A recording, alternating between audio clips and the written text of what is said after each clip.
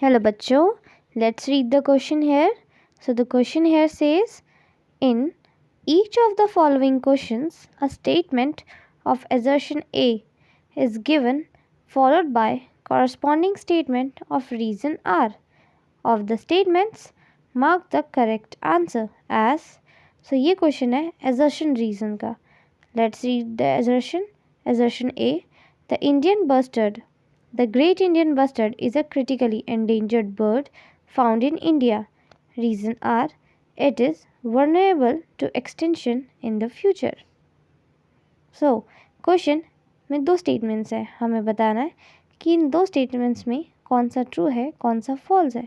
So before going further we will talk first about the key concept that is used in this question. So the key concept that is used in this question is endangered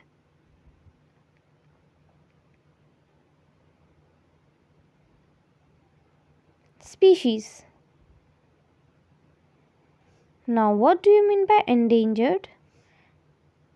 It means risk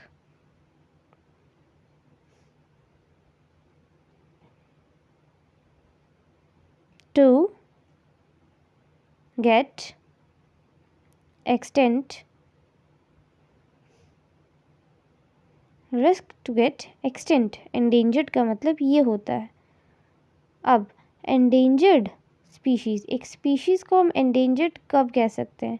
जब वो कुछ criteria को follow करे, जैसे उस species की small population हो,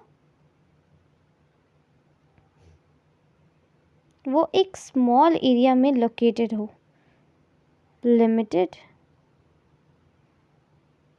area में वो रहे, लिमिटेड हो उसका area. And third, rare species हो, हर जगह ना मिले, सिर्फ कुछ ही जगह या एक स्पेसिफिक जगह वो स्पीशीज़ मिले.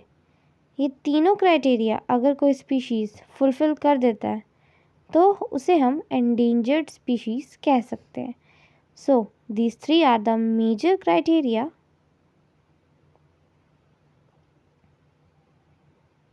for species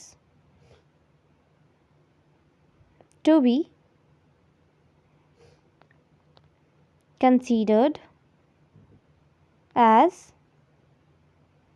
endangered.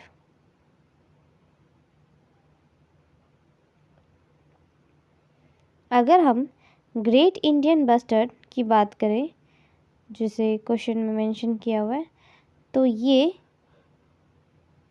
एक बर्ड की स्पीशीज़ है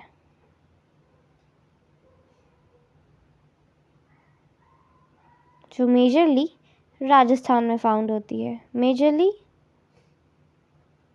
found in Rajasthan.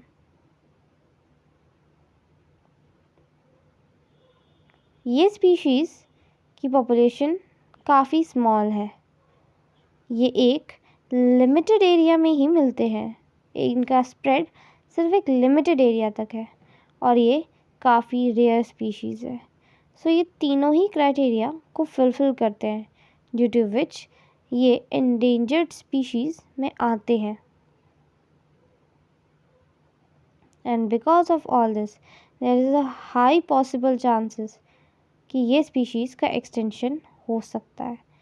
Highly possible to get extinct, क्योंकि ये एंडेंजर्ड स्पीशीज़ में आ चुके हैं. अगर हम क्वेश्चन की बात करें तो क्वेश्चन में है assertion A लिखा है, the great Indian bustard is a critically endangered bird found in India. बिल्कुल सही, हमने पीछे ही डिस्कस किया है कि क्रिटिकली एंडेंजर्ड बर्ड में आते हैं और ये इंडिया में फाउंड होते हैं. रीज़न है कि it is vulnerable to extinction in the future. अब अगर हम वल्नरेबल का मीनिंग देखें, then it's verge to become extinct. इसका मतलब ये है. सो इस पूरे लाइन का मतलब है कि ये फ्यूचर में एक्सटिंक्ट हो सकते हैं. देयर आर हायर चांसेस, जो बिल्कुल सही है क्योंकि हमने पीछे ही डिस्कस किया था. अब ऑल ऑफ दिस के बाद हमारा ऑप्शन ए करेक्ट है क्योंकि ऑप्शन ए में लिखा है if both A and R true R is the correct explanation of A. हाँ, ए और आर दोनों ही ट्रू है और आर ए का करेक्ट एक्सप्लेनेशन है। So R correct option is option A. B C D option are incorrect. Hope you understand well. Best of luck.